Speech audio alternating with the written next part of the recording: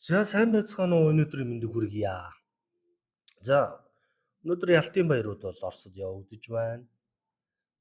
Үүнтэй холбоотойгоор нөгөө талд энэтхэг Пакистан хоёр бол байлдаж байна. Тэр хэдүүлээ энэ Пакистан энэтхийн асуудлыг сонирхож үзэхээс өөр аргагүй байдалд бол авч шин. За би өмнө нь бол энэ асуудлаар нэг ярих гэж бол бодоогүй. Шалтгаан нь энэ хоёр улсын нэг хөлийн маргааны асуудал биш болж хуурах магадaltaй ийм зураглал гарч ирж байна. За яг хоо бичлэгээ. Энд хийх үү, тэнд хийх үү? За энэ бичлэг хаана их нь яг би та бүхэндээ нэг зарын чанартай мэдээлэл хүргэе. Манай анхан шатны 5 хоногийн арилжааны үнгүй сургалт нэгд өдөр болгон 11 цагаас эхэлж байгаа. Та бүхэн суухыг хүсвэл манай доор харж пэйж рүү хандаад бүртгүүлж болно шүү. За энэ дэлхийн газар зураг дээр байгаа Пакистан болон энэтхэгийн газар нутаг гэж юм те. Тэгээ энэ улсын хувьд одоо энэ тэрчгээр гэсэн үг шүү энэ чинь.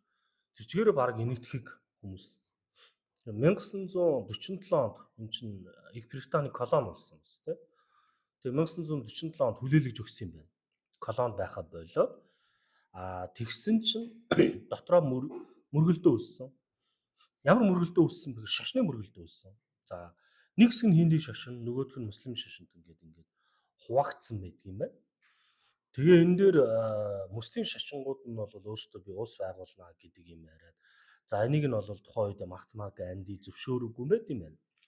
За ингээд энэ мөргөлдөөнөөс болж болвол хоёр улс салсан байдгийг нь хинди шашингууд нь энэтхэг болоод муслим шашингууд нь Пакистан гэдэг ийм улс болж хувирсан. За яг энэ хил хаагдах дээр нь 1947 онд бараг хоёр талын хил рүү зөрчсөн, ах дүү рүүгээ явсан, нутг руугаа буцсан гэдэг ингээд бараг сая хүн нэг өдрийн дотор үхсэн гэсэн юм судалгаа байд юм. Тэгээ үүнээс хойш энэ хоёр дээр маргаан үүссэн том асуудал энэ Кашмирийн энэ хэсэг газар нутаг тий. Бид нар энийг бол кинон дээр Сент кинон дээр зөндөө харж ирсэн. Тэгээ энэ дээр маш их тийм хөлийн маргаанууд бол үүсдэг. Тэгээ хамгийн сүүлийн маргаан 2019 онд болж ирсэн юм байна. Өмнөх нь 2016 онд болж ирсэн юм түүхтэй. Тэгээд одоогийнх нь болохоор 2025 оны 4 сарын 22-ноос хойш угшилтаа гэж ярьж байна. За энэ юу болсон бэ гэдэг дээр бол ерөнхий мэдээлэл бол юм байж байгаа. 4 сарын 22-нд Кашмирт явж исэн энэтхэгийн зуулчдыг халдлага хийж 26 хүн нас барсан хинди үндэстнүүд гэдэг тайлбарыг энэтхэг хийсэн гэж. Тэгээ энийг хэн хийсэн бэ гэхээр Пакистанаас санхүүжилттай алын төл ажиллагааны байгууллагууд хийсэн гэж үзээд 5 сарын 7-нд хариу дороо нэгсгсэн байна. За энийг бол юу гэж хэлсэн бэ гэхээр бид нар энэ алын түвшд устгах гээд ерөөдөө голцоо цэргийн бааз руу дороо нэгсгсэн гэж. За ингээд энэний хариуд нь зөрүүлээд Пакистан улсаас яасан пууж харуулсан. Тэгээ энэ яг юу болсон бэ? Сонирхоо. Нилээ хорсол байдлаа. За энэ Кашмирийн 4 сарын 22-нд. За энэ одоо Пакистан руу энэтхэгчүүд пууж харуулж байгаа зураглал гэж тийм. Тэс ингээд хажуунаас үзвэл ер нь их эвгүй. Иймэрхүү юм бол болсон. За үүн дээр болохоор 16 энгийн өргөн өгсөн мэдээлүүд нь их өөр гарч ирж байгаа. Нэг цэрэг өгсөн гэдэг ч юм уу тийм. Иймэрхүү асуудлууд гарч ирж байна. Тэгээ энийг ер нь яагаад ийм хорсол байдлын нөр байлдаад байгаа юм бэ гэсэн чинь ганц одоо энэ юу гэдэг юм 26 зуулчин аснантай холбоотой биш юм байна. Индусийн голын гэрээ гэж нэг юм байд юм байна. Пакистан энэтхэг хоёрын. За Индусгээ гол өгдөг гэж байна. За Индус гэдэг гол нь баруун болон зүүн гэсэн хоёр урсацтай явдаг. Баруун гол нь болохоор энэтхэгийг хариуцдаг, зүүн гол нь Пакистан хариуцдаг урсд юм байна. Тэгээ энэ дээр болохоор баруун гол дээр болохоор ер нь бол нөгөө нэг юунууд энэтхэгүүд ерөөдөө бүтэн байраад за энэ зүүн голын асуудал дээр л одоо асуудлууд үүсдэг юм байна. За энийг бол ихэнх хувийн пакистанчууд ашиглахдаа газар тариаланд ашигладаг гэж. Тэ? Нийт газар тариалангийн бараг 20% тэр Индусийн гол дээр холбоотой байд юм байна. Тэгээ энэ голыг хуваах асуудал дээр нэлээд маргаан үүсдэг учраас Индусийн голын гэрээ гээд 1960 онд байгуулсан гэрээ гэдэг юм байна. Гэтэл 2025 оны 4 сарын байдлаар энэтхэг улс Индусийн гэрээгээ канселдсан юм байна. Тэгээ нэгсэндөө Индусийн гол дээр уул нь бол гэрээн дээр юу гэдэг вэ гэхээр хэн нэгэн ашиглан цахилгаан станц барьж болно. Гэхдээ хаалт хийж усыг боох, урсацыг багасгах арга хэмжээ авахгүй гэсэн юм гэрээний заалтууд байдаг. Тэгэхээр энэ гэрээгээ зөрчиж ерөөдөө болж гинэ гэдэг бол усан цахилгаан станц барих магадлал орж ирээд урсаж багасгах гэдэг нь ер нь Пакистануудыг нэлээд дургу хүргэсэн ийм асуудал болж байгаа юм. За тэгээ яг энүүн дээр нь энэ дээр нь болоод эднэр одоо юу гэдэг нь те Пакистаныг дэмжиж байгаа Пакистаны санхүүжилт хийж аглагдаж бөмбөг харуулсан гингүүтэн зөрүүлээд яаж байгаа. Дрон хэсгэж байгаа. Ийм юмнууд бол болж эхэлсэн гэсэн үг. Индусийн голоос болж гэсэн үг. Цаад одоо Gavlit-ийн бодлого. За тэгвэл хэдүүлээ энэ дээр юу сонирхох юм л доо. Тэ энэтхэг болон Пакистан хоёрын одоо эдийн засгийн үзүүлэлтийг харъя. За дотоодын бүтээгдэхүүнээр бол мэдээж энэтхэг 4.3 их $80. Нөгөөх нь болохоор яг 137 их 80 гэсэн. Энэ зөрчилдөөтэй мэдээтэй юм байна. За нэг хүний ногд бүтээгдэхүүн бол энэтхэг 11,000 байдаг болол Пакистан болохоор бас $1,600 орчим доллар. За валютын нөөцөөр болоор энэтхэг 688 тэрбум болол Пакистан 15 тэрбум. Ер нь бол тэнгэр газар шиг гэсэн үг. За ядуусын хувь бол ер нь ойролцоо бах болоо да. Гэтэ энэтхэг бол нэг 12-аас 15%-тай, Пакистан бол 22%-тай. Эдийн засгийн бүтцийг аваад үзвэл за үйлчлэгээ нийт орлогын нь 50%, үйлдвэрлэл нь 30%, хөдөө аж ахуй нь 20% энэтхгийг эзэлдэг болвол Пакистаны хувьд бол эсрэгээр хөдөө аж ахуй нь 50%, нэлээд ер нь газар тариаландаа илүү төлхөө хөгжсөн улс. За тэгээ үйлчлэгээ нь 30%, үйлдвэрлэл нь 20% гэдэг. За дотоодын өсөлтийн урд эдийн засгийн өсөлт нэг жилдээ 5-аас 6% байдаг болвол энэтхэг Пакистан бол 3-аас 4%. За инфляцийн хувьд бол мэдээж яг Пакистан бол арай өндөр. Тэгэхээр ер нь ингээд эдийн засгийн бүтцээр наваад үзвэл энэтхэг бол арай илүү хөгжингүй улс гэсэн үг байхгүй Пакистаны хувьд бол. Яг энэ дээр ингээд байлдаад яах юм бол хэн илүү хамгийн их тамирдах улс вэ гэвэл мэдээж Пакистан улс бол тамирдах ийм магадaltaй байж байгаа. За тэгээд юуг нь үзье л да хэдүүлээ. Цэргийн хүчин.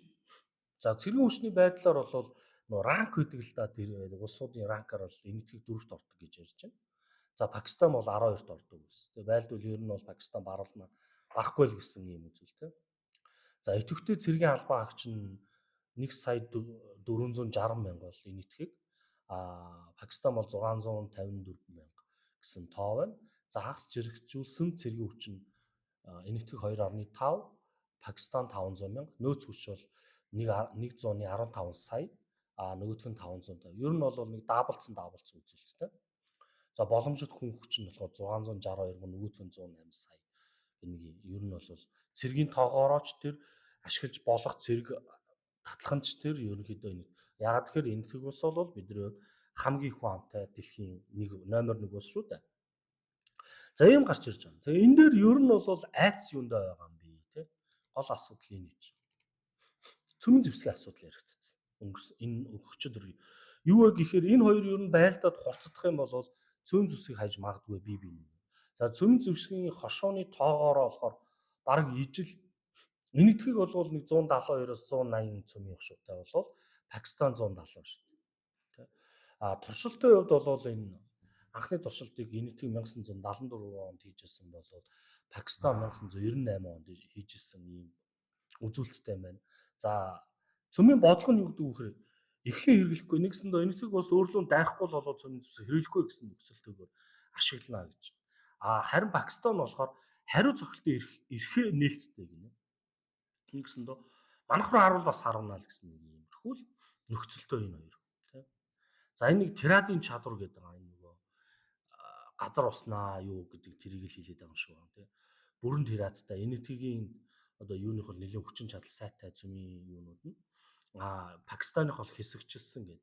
За зэвсгийн төрлийн аваад үзэх юм бол тактик юм бол стратегийн цөмийн зэвсэгтэй юм байна. Энэтхэг юу болохоор Пакистан болохоор голчтон тактик их гэж байна. Энэгээрээ ялгаатай.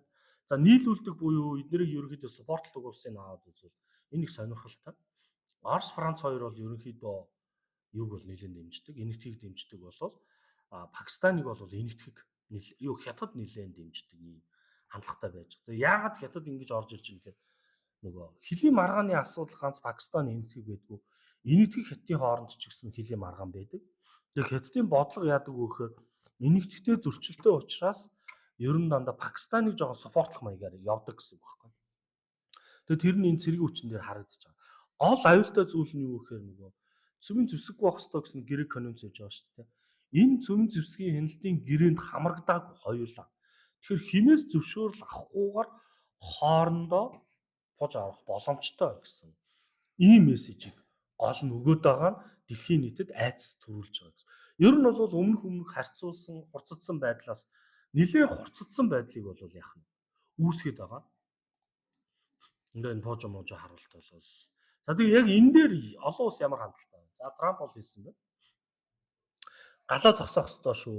Та нар бол тий ширээний ард зуунаа суугаарай. Бид нар ерөнхийдөө яг энэ дээр чинь зуулчиж өгч болно шүү гэдэг ийм мессежийг бол Дональд Трамп бол өгсөн байж байна. Тэ?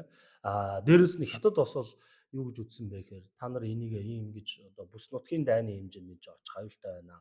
Энийгээ болоорой гэдэг бас анхааруулга.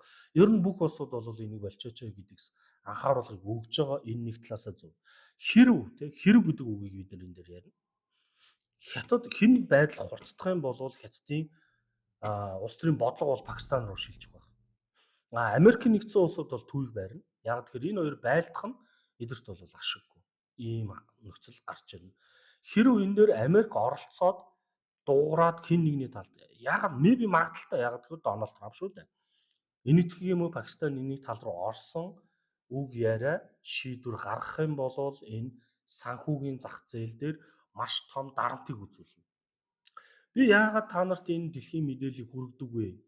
Энэ мэдээллүүд ерөнхийдөө дэлхийн эдийн засагт, алтанд, хувьцаанд, крипто дээр нөлөөлдөг учраас би та нарт энийг ярьдаг. Тэгэхээр энэтхэг Пакистаны асуудал бол одоогоор бол шууд нөлөө байхгүй боловч гагцхүү бусад том гүрнүүд Америк, Хятад, Орос, Европын улсууд энэ дээр ямар байр суурь гаргах нэгдэж харах хэрэгтэй байна. Хоёрдож болохоор энэ хоёр цөмийн зэвсэг хэрэглэх үедээ гэдэг айдас. Хэрв энэ хэрэглэх юм бол дайны хоёр улсын одоо хөлийн зөрчлийн асуудал дараагийн түвшинд очиж байгаа анхны ус болж хөрөх чинь. Ялангуяа цөмийн зэвсгийн асуудал дээр гэсэн. Тэгэхээр бид нар энийг цаашдаа харж ажиглах хэрэгтэй. Тэгэхээр илүү дэлгэрэнгүй үзэж мэдээлэл ав. Магадгүй та нарт өөр те мэдээлэл надад миний сонсоогүй мэдээлэл байвал доор комент хэсэгт үлдээж бас болно шүү. Яг тэгэхээр би төгс хүн биш учраас бүх юмыг та нарт бол бүрэн тайлбарлаж бас чадаагүй гэж магадгүй. Тэгээ илүү ихийг үзье гэвэл subscribe дарж лайк дараарай.